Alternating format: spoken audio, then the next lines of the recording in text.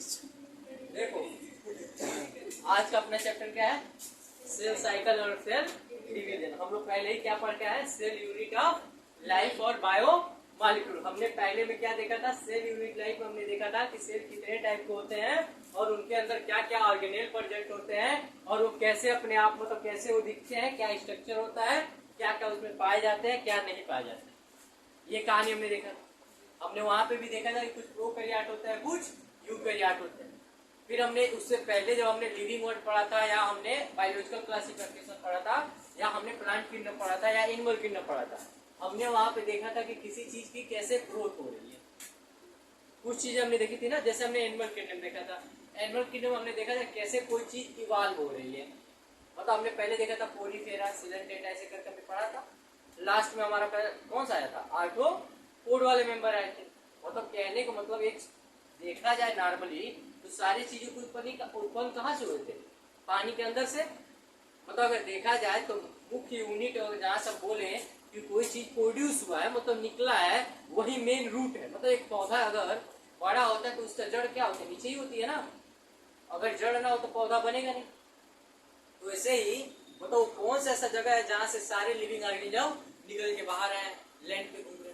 तो एक ही जगह दिखा था, क्या दिखा था, वाटर। ये तो देखे थे। अरे एनिमल का भी विकास वाटर से हुआ है, प्लांट का भी विकास वाटर से ही हुआ है। अरे उत्पत्ति फ्लावर का भी हुआ होगा। इसका फ्लावर तो प्लांट में नहीं आता है। प्लांट में क्या आता है। अच्छा फ्लावरिंग प्लांट किसको बोलते हैं। नहीं सर, हमारे दिमाग में नहीं सही है, ऐसे ही बेइज्जती कराया करो। आंसर बताओ क्या बोले सर। फ्लावरिंग प्लांट को क्या बोलते हैं। सर क्या आप सवाल बोल रहे थे यार। ये अच्छा प्लांट किंगडम पढ़ी हो, कितने भाग में बांटा गया है।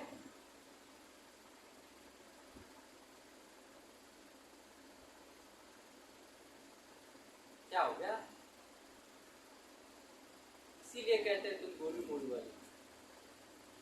अब समझ में आया। एल्गी पढ़ी हो।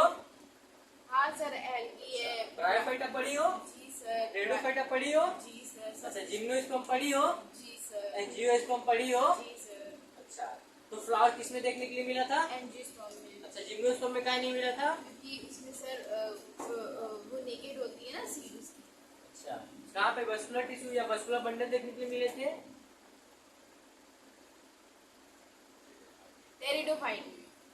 अच्छा मतलब बेइज्जती ना हो जाए तो इससे पूछ रही हो। नहीं सर, वीडियो अच्छा बेइज्जती तो होना चाहिए ना, हम तो नाम ले लेंगे। एक ही बताओ, नाम लेने से डर रही है, इसीलिए कहते हैं तुम गोलू मोलू हो। यहाँ पे बता रहा हूँ कि ये पढ़ने से पहले ये चीजें मालूम होनी चाहिए। अगर ये चीजें नहीं मालूम है तो आप पहले लिविंग वर्ड में हमने पढ़ा था ना कि एक लिविंग जो ऑर्गेनिज्म होते हैं उनका कुछ कैरेक्टर फीचर होता है। हमने कैरेक्टर फीचर में एक फीचर पढ़ा था ग्रोथ का, और एक फीचर हमने देखा था उसमें रिप्रोडक्शन की भी बात चली। दो फीचर वहां पे हमने देखा था। यहाँ पे भी हमें वही फीचर देखना है। वहां पे हमने बड़े लेवल पे देखा था, यहाँ पे सेल के लेवल पे देखना है। क्योंकि पूरी बॉडी एक ऐसा भी हो सकता है कि ऑर्गेनिज्म यूनिसेलुलर हो सकता है या तो मल्टी सेलुलर हो सकता है। ये पता है कि नहीं, आपको पता भी होगा, मैंने पढ़ाया भी। हम जानते हैं कि जो यूनिसेलुलर होता है वो सिंगल सेल के होते हैं, जो मल्टी सेलुलर होते हैं एक से ज्यादा सेल के मिलकर बने होते हैं। जैसे हम ह्यूमन क्या है, मल्टी सेलुलर है। अगर अमीबा की बात की जाए तो क्या होगा, यूनिसेलुलर होगा। अब कह रहा है कि जब आपको हमने पहले ही चैप्टर में पढ़ा चुका है, इससे प्रीवियस चैप्टर में हमने आपको पढ़ाया था सेल यूनिट ऑफ लाइफ। हमने बताया था कि सेल जो होते हैं, सेल दो टाइप के होते हैं, एक होता है प्रोकैरियोट, एक होता है यूकैरियोट। प्रो और यू में क्या डिफरेंट था, हमने देखा था कि एक में वेल डिफाइंड न्यूक्लियस प्रेजेंट था तो एक में नहीं प्रेजेंट था। कहानी ये सिर्फ पढ़ चुके हैं। अब कह रहा है कि जब हम जानते हैं कि हाँ एक सेल होता है तो एक सेल से दो सेल कैसे होता हो। अब बात यहां से आती है, मान लो अगर हम जानते हैं कि जब नॉर्मली देखो आपको रिप्रोडक्शन बहुत मजा आता है पढ़ने में, ज्यादातर देखो जो कहनी है सीधी सी बात, आप सब लोग बैठे हैं पढ़ रहे हैं, लेकिन आपको जिस दिन रिप्रोडक्शन का चैप्टर सुनाया था मैंने रिप्रोडक्टिव हेल्थ का, उधर बड़ा आराम से बकायदे अपने 30-3.5 घंटे लेक्चर आराम से बैठ के लिए, कोई तकलीफ नहीं। ऐसा नहीं है। हाँ, उस दिन थोड़ा सा इंटरेस्टिंग था कि कौन सा दवा क्यों होता है, थोड़ा सा ऐसा इंटरेक्टिव लग रहा था। Yes, sir. वैसे ही मैं बताऊं, अगर कहना चाहूँ तो आपको मालूम हो कि आप जानते हैं कि फीमेल से क्या निकल जाता है, एग, और मेल से क्या निकल जाता है, इसको। जब हम जानते हैं कि फ्यूज होता है, फ्यूज होने के बाद तो सिंगल सेल पे रुकता है भाई, न्यूक्लियस फ्यूज हो जाते हैं आपस में, सिंगल सेल ही बचा रहता है। लेकिन कह रहा है कि वो 1 सेल से 2 सेल होता है, 2 से 4 होता है, 4 से 8 होता है, 8 से 16 होता है, तभी तो हम इतने बड़े दिखते हैं Yes, sir. भाई। हम रहते कितना है, एक सरसों के दाने के बराबर, उससे भी छोटे सिंगल सेल का। एक तरह से देखा जाए, नॉर्मली बोलना चाहूँ तो आप माइक्रोस्कोप का यूज कर सकते हैं। माइक्रोस्कोपिक स्ट्रक्चर होता है। मैं क्या बोल रहा हूँ, मैं तो यही बोल रहा हूँ ना कि जो माइक्रोस्कोप होता है आप उसका हेल्प ले सकते हैं एक सिंगल सेल को देखने के लिए। जब हम भी आप सब लोग जानते हैं कि कोई भी चीज अगर मल्टी सेलुलर है तो एक सेल से बना नहीं होगा, उसमें ग्रोथ कहीं ना कहीं हुआ होगा। जब हम ग्रोथ और रिप्रोडक्शन पढ़ रहे हैं, मतलब cell cycle and cell division पढ़ रहे हैं यहाँ पे, तो हम जानते हैं कि सेल साइकिल और सेल डिवीजन की दो बातें यहाँ चल सकती है, या तो हम प्रो की कर लें या तो यू की कर लें। प्रो में हमने देखा था कि प्रोकैरियोटिक जो सेल होता है उसमें ग्रोथ और डिवीजन क्या थे, दोनों क्या था, सेम प्रोसेस था। उसमें ग्रोथ भी होना या रिप्रोडक्शन का होना दोनों सेम प्रोसेस था। लेकिन वही यूकैरियोट में आ जाए तो वहां पे सेल डिवीजन अलग था और ग्रोथ, सेल डिवीजन और ग्रोथ एक बात थी, लेकिन रिप्रोडक्शन अलग था। अब यहाँ पे हमें जो पढ़ना है, तो पहले ही बोला कि सेल साइकिल और सेल डिवीजन, तो इसमें हमें एक किसी भी सेल को उठाना है और हमें ये चेक करना है कि उसमें डिवीजन कैसे होता है, उसमें क्या क्या तैयारियां होती हैं। जैसे अगर आपको मैं कहना चाहूँ, आपके यहाँ जब शादी विवाह पड़ता होगा नॉर्मली, तो आप जानते होंगे कि आपके यहाँ जब शादी विवाह पड़ता है, कोई फंक्शन पड़ता है, तो उससे पहले हम लोग क्या करते हैं, 1 हफ्ता पहले हम उसका प्रिपरेशन स्टार्ट कर देते हैं। कोई ना कोई सामान का खरीद के लाना, ये सामान नहीं है इसको सही करो, ये नहीं है ये लाना चाहिए, मतलब हम लोग क्या करते हैं, एक व्यवस्था स्टार्ट कर देते हैं। सेम चीजें ऐसा ही कुछ हमारे सेल में भी होता है। जो हमारा सेल डिवीजन करना स्टार्ट करता है, उससे पहले उसमें कुछ इवेंट होती हैं, कुछ चीजें घटती हैं, मतलब कुछ चीजें डबल होंगी, कुछ चीजें बटेंगी, कुछ चीजें फ्यूज होंगी, कुछ ना कुछ चीजें होंगी। अगर नॉर्मली मैं कहना चाहूँ तो एक बेबी, हम जो बता रहे थे ना कि एग सेल और स्पर्म अगर फ्यूज होता है तो एक सरसों के दाने के बराबर होता है। अगर वो सरसों का दाना हम देखते हैं कि कुछ दिन बाद एक बेबी तैयार हो जाता है, तो कह रहा है कि आखिर कहीं ना कहीं उसमें एक ही चीजें बढ़ रही होंगी, 1 सेल से 2, 2 से 3, 3 से 4। हमने पहले ही पढ़ चुका कि एक सेल के अंदर क्या क्या चीजें पाई जाती है। पहला ही हमारा देखो, अब इसमें कहने का मतलब सिंपल सा जान लो कि जो हमारा सेल साइकिल और सेल डिवीजन है, या तो हम प्रो में देखेंगे या तो यू में देखेंगे। लेकिन नॉर्मली हमारे बुक में प्रो का उतना नहीं दिया है, यू के बारे में ज्यादा दिया है, क्योंकि यू जो होता है क्या होता है, मल्टी सेलुलर होता है। तो इसमें क्या होगा, केवल सेल लेवल की बात होगी, ना कि रिप्रोडक्शन लेवल की बात होगी। पहले तो दिमाग में ये बैठा लेना, अगर यूनिसेलुलर होगा तो सेल ग्रोथ की बात कर लो या रिप्रोडक्शन की बात कर लो, दोनों सेम होगा। लेकिन कह रहा है कि जब यू की बात होगी तो क्या होगा, ग्रोथ वाला फेज अलग होगा और रिप्रोडक्शन वाला फेज अलग होगा। इसीलिए आपने नोटिस किया होगा कि क्लास 12 में जो अपना ह्यूमन रिप्रोडक्शन होता है या रिप्रोडक्शन में फ्लावरिंग प्लांट होता है, क्या है, सब मल्टी सेलुलर है, मल्टी सेलुलर वाले है ना, इसीलिए इनका अलग अलग चैप्टर दिया गया है। लेकिन क्या आपने कहीं ऐसा चैप्टर अपने पूरे 11th और 12th के बायोलॉजी की बुक में देखा है कि जो यूकैरियोटिक प्रोकैरियोटिक में कोई ऑर्गेनिज्म हो और उसका एक अलग चैप्टर दिया गया पढ़ने के लिए? क्यों? क्योंकि उसके रिप्रोडक्शन के बारे में अलग नहीं दिया गया। जहां भी आता है साथ में ही आता है, या ग्रोथ कर ले या तो रिप्रोडक्शन कर। अब यहाँ पे देखो क्या बोल रहा है, कह रहा है कि the sequence of the event, यहाँ भी वही बात बोल रहा है, कह रहा है कि जब सेल साइकिल और सेल डिवीजन होना होता है, आप किसे पहले देखो नॉर्मली बोलता है कि definition what is the cell cycle and cell division. तो कह रहा है कि पहले देखो क्या कह रहा है कि sequence of the event by the which a cell duplicate in the genome and synthesis the other constituent of the cell and eventually division into the daughter cell into the term of the cell cycle। मतलब कह रहा है कि अगर आपको कोई पूछ ले कि what is the cell division and cell cycle, तो हम पहले क्या बोलेंगे, सेल डिवीजन और सेल साइकिल वो प्रोसेस है जिसे एक सिंगल सेल से उस सिंगल सेल से क्या हो जाए, एक नया सेल भी जनरेट हो जाए, मतलब एक डाटर सेल भी तैयार हो जाए, उसी को हम क्या बोलेंगे, या तो सेल डिवीजन बोलेंगे या तो सेल साइकिल बोलेंगे। इसीलिए तो कहा जाता है कि जो प्रोकैरियोट होते हैं वो कभी मरते नहीं है, वो क्या है, अमर है। अमर क्यों है? अब नॉर्मली मैं कहना चाहूँ, मान लो यहाँ पे एक छोटा सा सेल लेता हूँ कोई प्रोकैरियोटिक का, प्रोकैरियोटिक सेल को क्या होगा, जब इसको मारना होगा तो ये क्या करेगा, आपस में दो भाग में पड़ जाएगा, फिर मरा थोड़ी। सेम वही चीज बोला कि अगर मल्टी सेलुलर की बात किया जाए तो एक सिंगल सेल क्या करेगा, अपने आप को पहले प्रोड्यूस, ग्रोथ होगा, ग्रोथ के बाद से डेवलपमेंट करेगा, कुछ इवेंट उसमें होंगी, कुछ चीजें डबल होंगी, डबल होने के बाद से क्या होगा, इसमें मान लो एक न्यूक्लियस है तो दो न्यूक्लियस बनेगा, अगर एक माइक्रोकांडिया है तो दो माइक्रोकांडिया बन जाएगा, एक वैक्यूल है तो दो वैक्यूल बन जाएगा, लास्ट में सब दो दो होने के बाद से ये बड़ा हो जाएगा ना स्ट्रक्चर।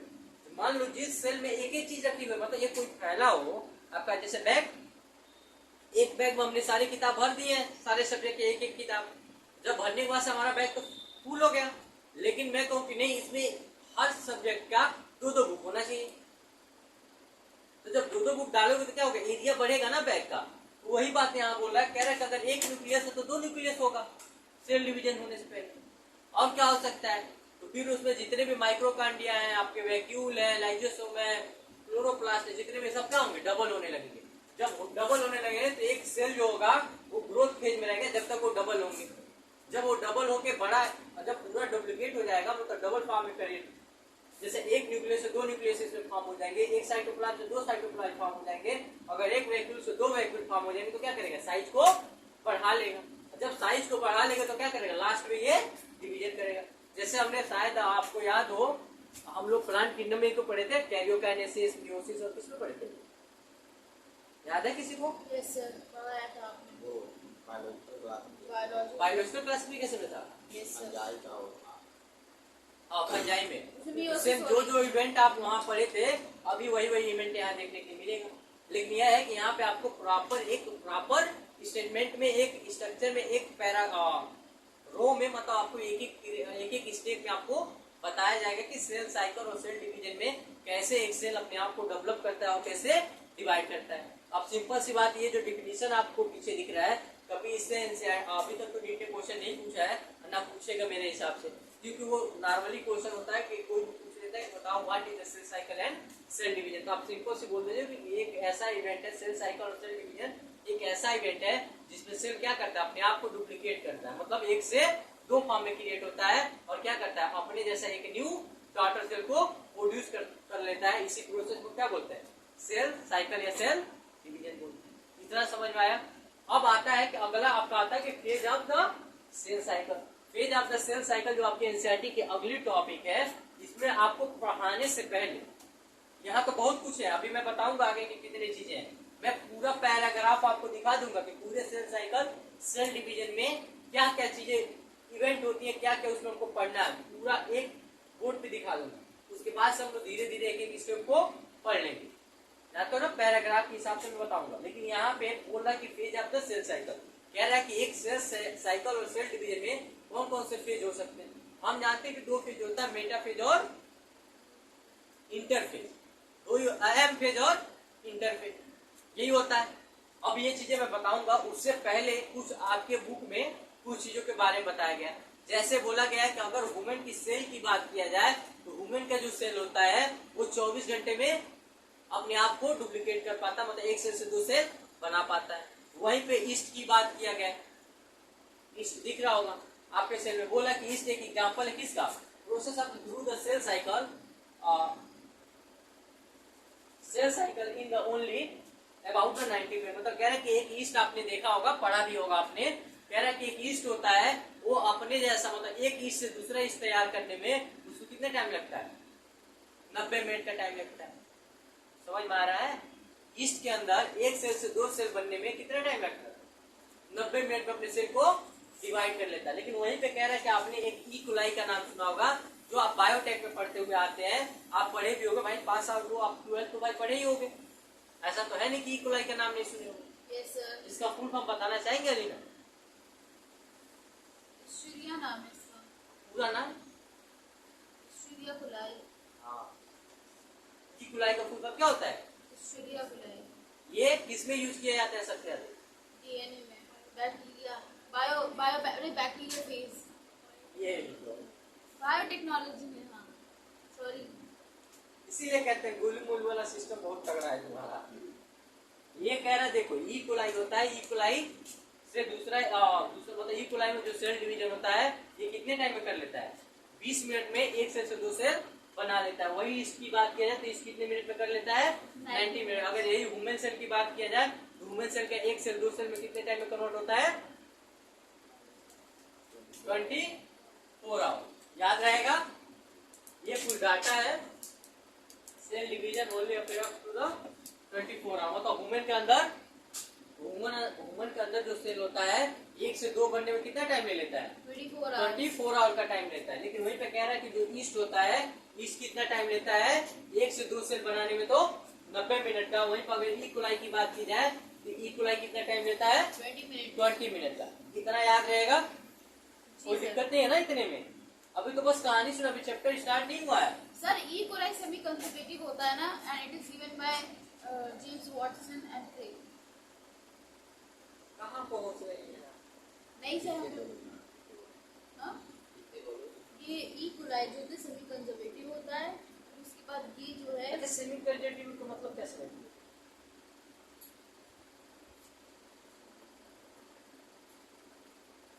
बोलने से पहले एक बार सोच के बोलो कि मीनिंग कौन सी है। Sir semi conservative word use किया एनसीईआरटी में। हाँ किया है, तो मतलब क्या होगा? वाशर और क्रिक साहब ने क्या दिया था? सेमी कंजर्वेशन के लिए बोला था इसमें। इसलिए कहता हूँ आधा ज्ञान में क्या था।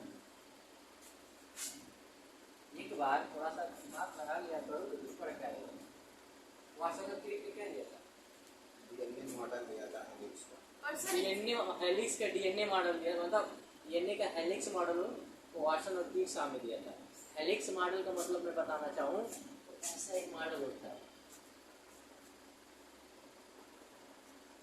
जी जरूर सर, पर एग्जाम वहाँ पे दिखलाई की बॉस नहीं की तो ये आप बहुत पूरी तरीके से पढ़ना है कि ये एक ऐसा बैक्टीरिया है जिससे आप कोई भी एंटीबायोटिक बनवा सकते हो। कोई भी चीज को अपने जैसा अपने मन चाहा डीएनए को इससे प्रोड्यूस करा सकते हो। वो बात मैं बायोटेक पे करूंगा, आप टेंशन ना लीजिए।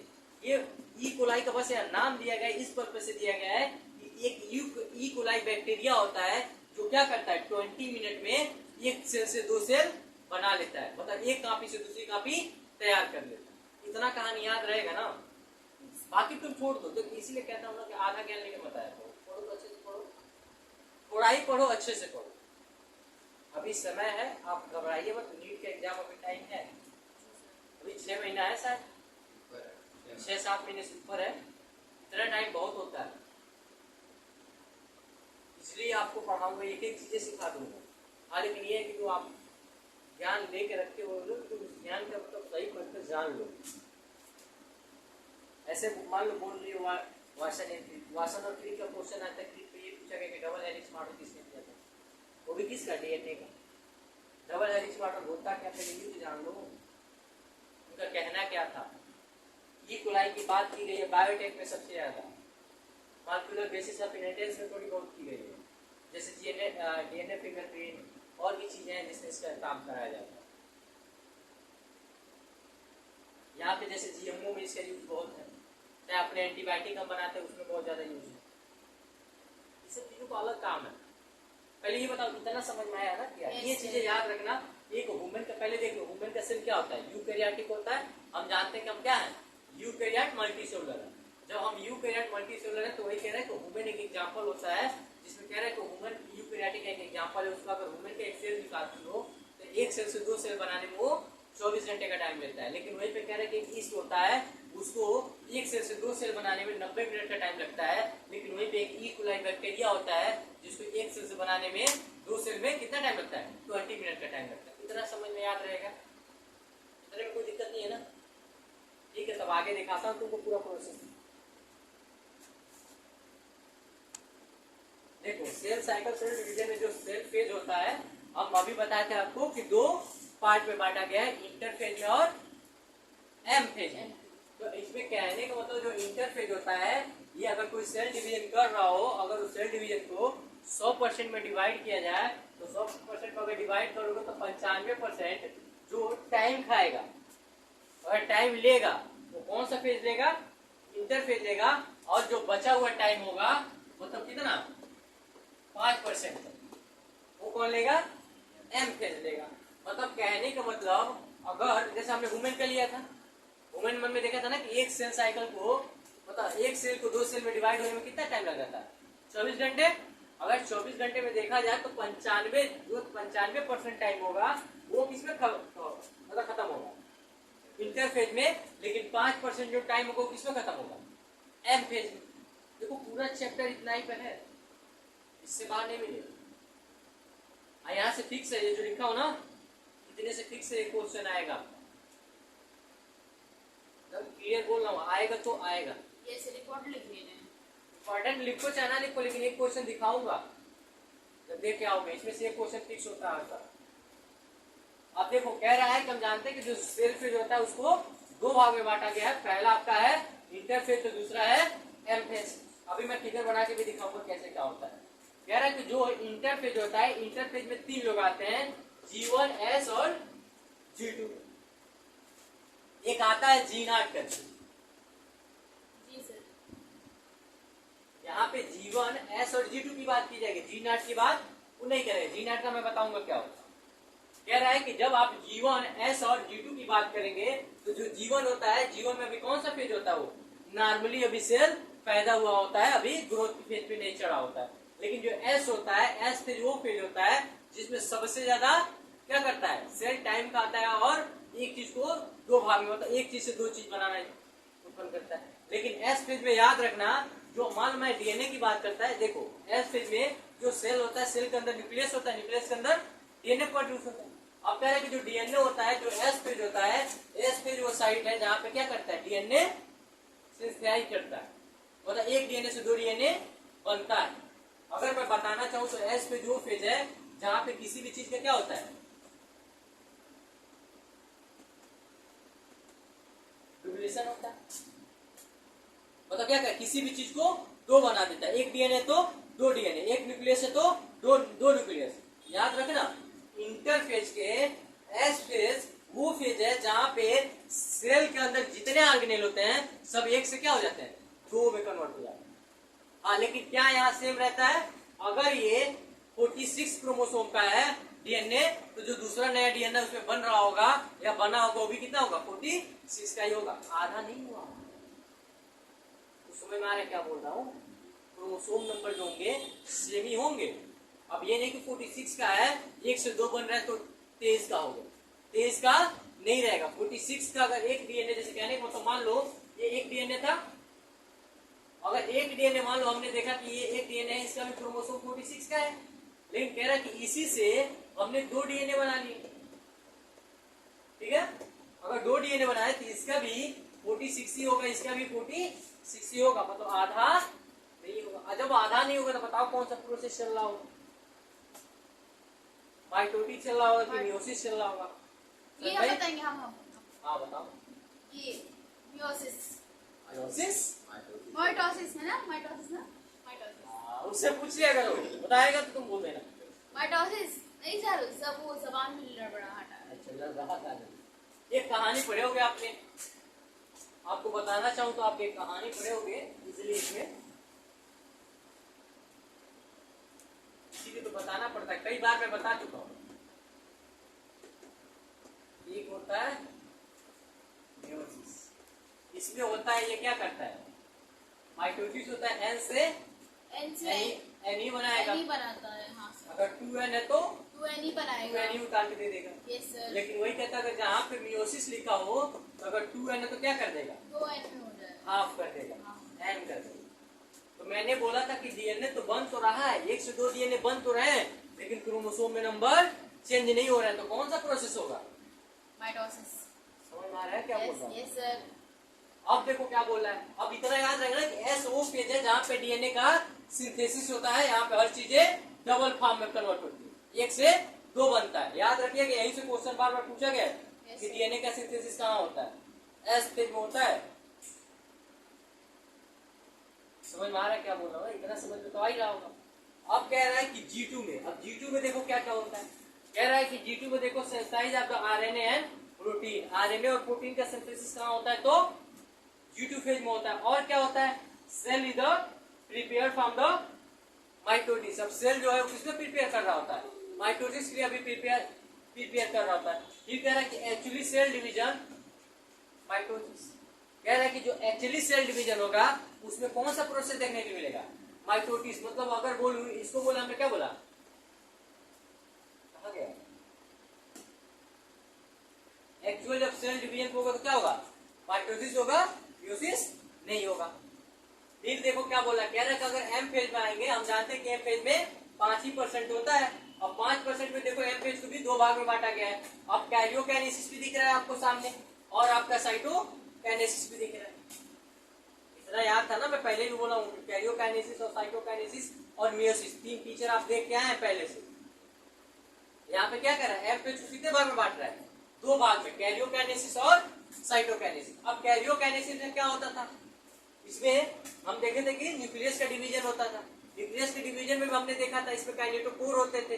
मैंने जब सेल यूनिट ऑफ लाइफ में लास्ट में आपको क्रोमोसोम का स्ट्रक्चर पढ़ाया था, उसमें मैंने दिखाया था कि ये बीच वाला जो पार्ट होता है, बटन जैसा या धब्बे जैसा एक पार्ट गोल का दिख रहा था आपको, वो क्या था, काइनेटोकोर। काइनेटोकोर के ही पास हो कैरियोकाइनेसिस दिखाएगा, उसी को तोड़ेगा दो भाग में। मतलब कह रहा है कि एक न्यूक्लियस से क्या होगा, दो न्यूक्लियस यहाँ बनता हुआ दिखेगा। कैरियोकाइनेसिस में याद रखना, यहाँ पे क्या होता है, न्यूक्लियस का डिवीजन होता है। न्यूक्लियस का डिवीजन होने के पर्पज में कितने और इवेंट हो जाते हैं, न्यूक्लियस ऐसे डिवाइड नहीं कर जाता है, उसमें कुछ इवेंट होते हैं, कुछ चीजें घटती हैं। तो कह रहा है कि जब न्यूक्लियस डिवाइड कर रहा होता है उसमें भी 4 फेज देखने को मिलते हैं। तो अब बोला जाए नॉर्मली तो एम फेज में कैरियोकाइनेसिस के 4 और फेज होते हैं जब न्यूक्लियस डिवाइड कर रहा होता है। याद रखना, कैरियोकाइनेसिस में किसका डिवीजन होगा, न्यूक्लियस का। लेकिन जब न्यूक्लियस डिवाइड करेगा उसमें 4 और फेज देखने को मिलेंगे। पहला आपका आएगा प्रोप फेज, दूसरा आएगा मेटा फेज, तीसरा आएगा एना फेज, चौथा आएगा टीलोफेज। इतना समझ में आ रहा है? Yes, sir. उसके बाद से आता है आपका साइटोकाइनेसिस। साइटोकाइनेसिस में 2 चीजें देखने को मिलेगी, यहाँ पे दिखेगा साइटोप्लाज्म और सेल डिवीजन। मतलब साइटोकाइनेसिस में होगा, जो साइटोप्लाज्म होगा वो डिवाइड होकर 2 भाग में होगा, जो 2 भाग होगा उसी को क्या बोलेंगे, सेल डिवाइड बोलेंगे। अरे साइटोप्लाज्म का क्या होगा, 2 भाग में टूट जाएगा। ये चीजें ये नॉर्मली देखो, पूरा चैप्टर का सारांश यही है, हमें यही पढ़ना है, इससे बाहर नहीं पढ़ना है। हमको इनके बारे में पढ़ना है, इनके बारे में पढ़ना है, इनके बारे में पढ़ना है। ये रहा नॉर्मल सेल फेज के कुछ पूरे चैप्टर का एक जगह कंपोजिशन। मतलब बोला जाए तो पूरे चैप्टर का ये क्या है, समरी समझ लो एक तरीके से। यहां तक कोई डाउट नहीं हो ना। इंटरफेज क्या होता है, 90% तक टाइम को एब्जॉर्ब कर लेता है आपके पास। ये कह रहा है कि इंटरफेज में कितने phase, G1 phase, S phase और G2 फेज। S फेज वो फेज होता है जहां पे डीएनए का सिंथेसिस होता है, और जितने भी सेल ऑर्गेनेल होते हैं वहां पे क्या होते हैं, डबल होते हैं, फॉर्मेशन होता है, वो डबल बन जाते हैं। लेकिन वहां पे क्या चीजें नहीं देखने को मिलती है, क्रोमोसोम में कोई चेंजिंग नहीं आता है। भले एक डीएनए से 2 डीएनए बन जाए, लेकिन क्रोमोसोम नंबर सेम रहते हैं, वो आधा नहीं होता है। मतलब कहने को तो वहां पे कौन सा प्रोसेस देखने को मिलेगा, तो माइटोसिस देखने को मिलता है, लेकिन म्यूसिस नहीं होता है। तो वही बोला कि G2 में जब आओगे तो कौन सा प्रोसेस होगा, माइटोसिस तो होगा, म्यूसिस तो यहाँ होगा।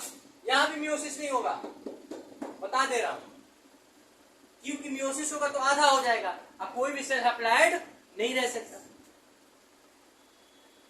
हैप्लॉइड वाला सिस्टम कहां देखने को मिलेगा, रिप्रोडक्शन में। यहाँ तो कोई बात नहीं है। अगर मैं कहना चाहूं तो अगर ये 4C है तो आगे वाला भी कितना होगा, 4C।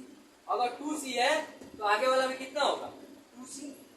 कोई भी चेंज नहीं होगा। इतना समझ में आया? फिर कह रहा है कि इसके बाद से आप आओगे एम फेज में, तो एम फेज को भी हमने 2 भाग में बांटा है, कैरियोकाइनेसिस और साइटोकाइनेसिस। कैरियोकाइनेसिस में क्या होता है, तो यहाँ पे न्यूक्लियस का डिवीजन होता है।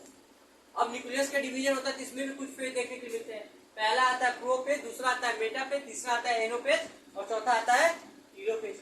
वही बात बोल रहा है कि साइटोकाइनेसिस में आओगे तो यहाँ पे क्या होगा, साइटोप्लाज्म का डिवीजन देखने को मिलेगा। जब डिवीजन साइटोप्लाज्म का हो जाएगा तो सेल 2 भाग में डिवाइड हो जाएगा। इतना कहानी याद आ रहा है कि पूरा फिगर दिखाना पड़ेगा कहानी? नहीं सर, फिगर में दिखाऊंगा, एक ही चीज बिना फिगर तो चलेगा ही नहीं। लेकिन इतना समझ में आना कि ये चैप्टर का समरी है, इससे बाहर आपको नहीं पढ़ना है। यहाँ से फिक्स है कि एक क्वेश्चन आपको दिखेगा। अब रह गई बात, एक छोटा सा मैंने आपको बात बोला था, ये भी बता दे रहा हूँ। जो G0 फेज होता है ये सेल डिवीजन को साथ एग्जिट नहीं करता है। एग्जिट मतलब होता है निकास बंद हो जाना। ये वो पार्ट होता है जहाँ पे क्या करता है, रोक देता है, डिवाइड करने नहीं देता है। लेकिन फिर जब फर्दर दो मतलब ऐसा एक टाइम आता है क्या करता है, फिर स्टार्ट हो जाता है अपने आप को डिवाइड करने। अभी मैं एक बना रहा हूँ ग्राफ साइकिल, तो आपको दिखाऊंगा। यहाँ तो कोई दिक्कत नहीं है ना।